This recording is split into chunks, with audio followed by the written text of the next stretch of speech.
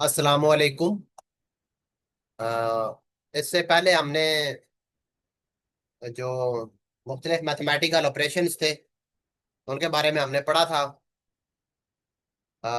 Addition, subtraction और multiplication हमने कर ली थी। तो आज जो है वो हम उससे अगला टॉपिक, वैसे तो नॉर्मली डिवीजन होता है, तो डिवीजन हम अगले लेक्चर में पढ़ेंगे। ये मैथ मल्टीप्लिकेशन के साथ ही एक कंसेप्ट है एक्सपोनेंशिएशन का। तो मैं सबसे पहले ये जो है वो एक्सपोनेंशिएशन का कंसेप्ट बताना चाहता हूँ, उसके बाद फिर हम डिवीजन का काम करेंगे।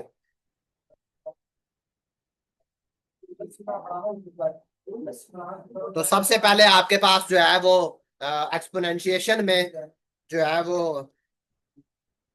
इसका सिंबल कोई खास नहीं है। जैसे आपके पास होता है मल्टीप्लिकेशन डिवीजन का, तो हमने सिंबल पढ़ा था, लेकिन इसका कोई सिंबल नहीं है। हाँ, कैलकुलेटर में आप जो है वो, क्योंकि वहां पर आप लिखने में मुश्किल होगी जो नॉर्मली हम लिखते हैं, तो कैलकुलेटर के केस में फिर आप जो है वो ये यूज करते हैं। तो उसके लिए आपको ये हम आ जाते हैं एडिटर पर।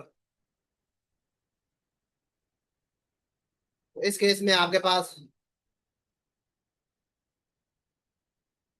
एक्सपोनेंशिएशन के लिए जो है, अगर आप कैलकुलेटर यूज कर रहे हो तो आप ये यूज करते हैं, ये वाला सिंबल। ये एक्सपोनेंशिएशन का होता है। ठीक है, उर्दू में इसको ताकत भी कहते हैं। आप एक्सपोनेंशिएशन का मतलब अक्सर जो है ना वो ताकत ले रहे होते हैं किसी अदद की। तो सबसे पहले तो हम जो है वो डेफिनेशन पढ़ेंगे। तो लिखने का इसका तरीकाकार ये है, मिसाल के तौर पे मैं लिखना चाह रहा हूँ कि टू एक्सपोनेंशियल टू। इसको हम यूं भी पढ़ते हैं, two raise to power two, या इसको आप कहते हैं कि दो की पावर, टू की पावर टू। या तो ये आपके पास जो टर्मिनोलॉजी है उसमें सबसे पहले आपके पास ये क्या है। तो लेट से मैं एक जर्नल लिखता हूँ, यहाँ पे जर्नल कंसेप्ट लिखता हूँ। तो उसमें यहाँ पर आपके पास ये एक नंबर जो है वो उधर लिखा होगा, और दूसरा नंबर इसके ऊपर जो है वो यहाँ पर होगा, और इसके बाद यहाँ पर आपके पास रिजल्ट आ जाएगा। तो ये जो है आपके पास, इसको हम कहते हैं बेस। बेस इसको कहते हैं आप, और इस चीज को आप कहते हैं पावर या एक्सपोनेंट। ठीक है जी, पावर कहते हैं या एक्सपोनेंट इसको आप कहते हैं। और यहाँ पर जो आपके पास आता है वो फाइनल, आपके पास जो रिजल्ट आता है उसको आप यहाँ पे, ये आपके पास रिजल्ट आ जाएगा फाइनल। तो ये तो हमारे पास थी बेसिक टर्मिनोलॉजी जो कि हम कर रहे थे।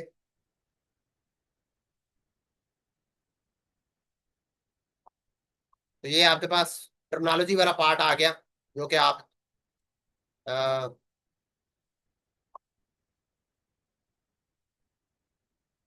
अच्छा, इसके बाद जो है वो आपके पास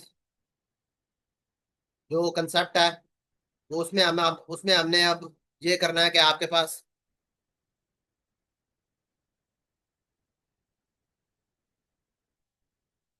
इसकी डेफिनेशन क्या है एक्सपोनेंशिएशन की। ठीक है जी, डेफिनेशन या तारीफ।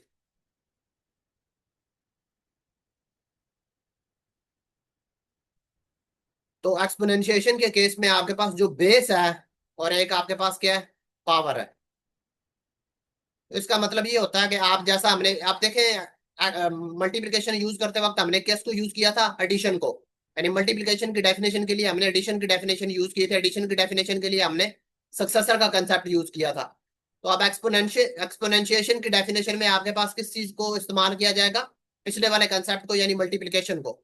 तो आपके पास अगर यूं एक बेस है और उसके ऊपर पावर लिखी हुई है, तो इसका मतलब ये होता है कि आपने इस जो बेस है इसको आपने आपस में मल्टीप्लाई करना है कितनी दफा, जितनी दफा ये पावर लिखी हुई है। तो मिसाल के तौर पे इसको आपने बेस का ये वाला जो चीज है इसको आपने मल्टीप्लाई करना है आपस में, एंड डिजिट्स को आपने आपस में मल्टीप्लाई करते रहना है।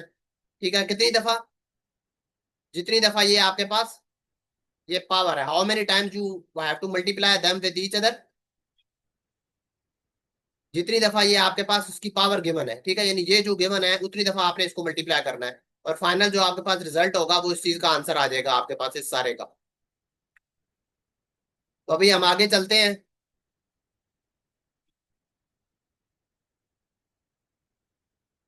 तो इस केस में आपके पास अभी मैं एग्जांपल लेता हूँ। तो एग्जांपल के केस में मिसाल के तौर पे आपके पास 2 की पावर लिखी हुई है 3। ठीक है जी। 2 की पावर 3 की मैं एग्जांपल लेता हूँ। तो अब इसका क्या मतलब होगा कि आपने इस चीज को मल्टीप्लाई करना है, इसको कितनी दफा आपस में, 2 को आपने आपस में मल्टीप्लाई, 2 को 3 के साथ मल्टीप्लाई नहीं करना। कुछ स्टूडेंट ये मिस्टेक करते हैं, वो 2 को 3 के साथ मल्टीप्लाई करके 6 आंसर लिख देंगे, जो गलत है। आपने 2 को ही मल्टीप्लाई करना है आपस में कितनी दफा, 3 दफा। ठीक है, क्योंकि ये पावर 3 दफा लिखी हुई है। तो 2 मल्टीप्लाई बाय 2 मल्टीप्लाई बाय 2। तो इसका आंसर क्या आ जाएगा आपके पास?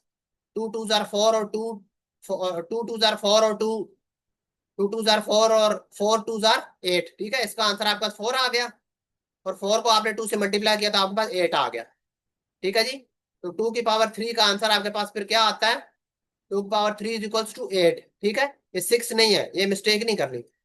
2 की पावर 3 का मतलब है कि 2 को आपने आपस में 3 दफा मल्टीप्लाई करना है, तो आंसर आपके पास 8 आ जाएगा। इसी तरह मिसाल के तौर पे 3 है और 3 की पावर 2 है। अब देखिए यहाँ पर पावर 2 लिखी हुई है, तो उसका क्या मतलब है कि आपने 3 को मल्टीप्लाई करना है आपस में कितनी दफा? 3 को आपने आपस में मल्टीप्लाई करना है, 3 दफा मल्टीप्लाई करना है आपने, 2 दफा मल्टीप्लाई करना है, क्योंकि ये यहाँ पे आपके पास पावर 2 लिखी हुई है। तो ये आ जाएगा 3 मल्टीप्लाई बाय 3। तो इसका आंसर आपके पास क्या आ जाएगा? 9। ठीक है जी। तो उम्मीद है आपको बेसिक कंसेप्ट समझ आ गया होगा, एक्सपोनेंशिएशन का जो बेसिक कंसेप्ट है आपके पास। अभी मिसाल के तौर पे हम कुछ और एग्जांपल्स ले लेते हैं। मिसाल 5 की एग्जांपल ले ले। तो 5 की पावर मैं लिखता हूँ, 5 की पावर आपके पास 3 लिखता हूँ। तो 5 की पावर 3 का मतलब क्या होगा कि आपने 5 को मल्टीप्लाई करना है 3 दफा आपस में। 5 मल्टीप्लाई बाय 5 मल्टीप्लाई बाय 5। तो 5 को 5 से मल्टीप्लाई करेंगे, आपके पास क्या आ जाएगा? 25। और 25 को फिर आपने 5 से मल्टीप्लाई करना है। तो अब पिछले लेक्चर में मैंने आपको क्या बताया था? रफ वर्क हम यहाँ पे कर लेते हैं। तो पिछले लेक्चर में मैंने आपको बताया था कि आपके पास जो है वो मेथड क्या होगा इसका, मल्टीप्लिकेशन का। तो 25 है आपके पास, 25 को आप मल्टीप्लाई करेंगे किसके साथ? 5 के साथ। तो ये आपके पास क्या आ जाएगा? 5 5 जार 25। तो 2 यहाँ पे आ गया और 5 इधर आ गया। उसके बाद आप क्या करेंगे? 5 2 जार 10। और 10 में आपने 2 ऐड कर रहे हैं, तो 10 + 2 = 12। ठीक है, तो 125 आता है आपके पास। अभी मैं दोबारा इसका एक कलर चेंज कर लूँ। तो ये आपके पास, हाँ जी, तो यहाँ पे आपके पास क्या आ जाएगा? 25 मल्टीप्लाई बाय 5 क्या आ जाता है? 125। तो अब ये क्या बन गया? 5 की पावर 3 का आंसर आपके पास क्या आया? 5 की पावर 3 का आंसर जो है वो आपके पास आ गया 125। ठीक है जी। तो एक्सपोनेंशिएशन का जो बेसिक कंसेप्ट है वो अब हमारे पास कंप्लीट हो गया। अच्छा, अब कुछ जैसे मैंने टेबल बताए थे आपको, एडिशन के बताए थे या मल्टीप्लिकेशन के बताए थे, तो इसी तरह आपके पास एक्सपोनेंशिएशन की भी कुछ चीजें आपको जो है वो याद होनी चाहिए। ठीक है जी। तो याद करने के लिए आपको, अच्छा, कुछ बेसिक इसकी कॉलरीज हैं, बेसिक नोटेशन है, उसमें याद रख लें कि अगर किसी अदद की पावर 1 हो, अगर उसको यूं लिखा हो ना, समथिंग रेज टू पावर 1। ठीक है, यहाँ पे 1 लिखा हो, तो वो यही चीज ही दोबारा आ जाती है। ठीक है, क्योंकि आपने उसको एक दफा मल्टीप्लाई करना है, तो एक दफा मल्टीप्लाई करने का मतलब है कि वही इंटीजर आपके पास जो भी नंबर है वही आ जाएगा। तो मिसाल के तौर पे अगर 5 की पावर 1 लिखी हुई है तो उसका आंसर क्या आ जाएगा? 5 ही आ जाएगा। 2 की पावर 1 लिखी हुई है तो उसका आंसर क्या आ जाएगा? 2 ही आ जाएगा। इसी तरह आपके पास अगर 7 है, 7 की पावर 1 लिखी हुई है तो इसका आंसर भी क्या आ जाएगा? 7 ही आ जाएगा। इसी तरह 1 की कुछ भी पावर हो, 1 की पावर 2 हो, तो उसका आंसर भी क्या आता है? अब क्योंकि अब देखिए, अब यहाँ पे 1 है, इसमें पावर में 1 था, अभी बेस 1 है। तो बेस 1 हो तो पावर कोई भी हो, आंसर 1 ही रहता है। क्यों? क्योंकि 1 मल्टीप्लाई बाय 1 क्या होगा? 1 ही आ जाएगा। इस तरह 1 की पावर आप ले, 1 की पावर आप 7 ले लें, तो 1 को आपने 7 दफा मल्टीप्लाई करना है आपस में, तो 1 ही आंसर आएगा। ठीक है। और आखिरी कंसेप्ट इसमें है कि अगर किसी की पावर 0 हो, तो मिसाल के तौर पे अगर आपके पास कोई कोई भी नंबर है, बेस में कुछ भी लिखा हुआ है, पावर ऊपर 0 लिखी हुई है, तो इसका आंसर भी 1 ही होता है। ठीक है, अभी उसका प्रूफ क्या है वो हम आगे जाके पढ़ेंगे। अगले लेक्चर में मैं इसका प्रूफ बताऊंगा कि इसका इसका प्रूफ क्या है, किसी की पावर 0 1 कैसे आ रही है। इसका तो प्रूफ तो पहला सिंपल सा है ना, 1 को आपने 2 दफा मल्टीप्लाई करना है आपस में, तो वो तो 1 आ जाता है। लेकिन लेट्स से आपके पास 5 की पावर 0 है, तो इसका आंसर क्या आएगा? 1 आएगा। टू की पावर जीरो है तो उसका आंसर क्या आएगा? वन। तो वन की पावर जीरो है, इसका आंसर भी क्या आएगा? वन आएगा। ठीक है जी। तो ये था हमारे पास पावर के जो एक्सपोनेंशिएशन के जो बेसिक कंसेप्ट था, वो मैंने आपको बताना था। अभी ये आखिरी पार्ट है इसके अंदर, ये लेक्चर हमारा छोटा सा ही होगा। तो इस आखिरी कंसेप्ट है हमारे पास टेबल एक्सपोनेंशिएशन के। तो एक्सपोनेंशिएशन के टेबल आपको याद होने चाहिए, जीरो से लेकर कहाँ तक? आ, 10 तक। ठीक है। और टू के लिए। ठीक है। तो इसमें अभी ये आप आखिरी टेबल देख सकते हैं। तो ये स्क्वायर्स का टेबल है, जो आपको याद होना चाहिए कि जीरो का आप स्क्वायर लेंगे वो जीरो आएगा, वन का वन, टू का फोर, और बाकी सेवन का 49, एट का 64। तो आपको ये दोनों याद होने चाहिए। अगर आपसे पूछे कि 49 किसका स्क्वायर है, तो आपको पता होना चाहिए कि वो सेवन का है। और आया कैसे है? सेवन को सेवन से मल्टीप्लाई करेंगे तो 49 आ जाएगा। इस तरह 10 का आता है 100। तो आज के लेक्चर में यही था। मुझे आप इजाजत दें।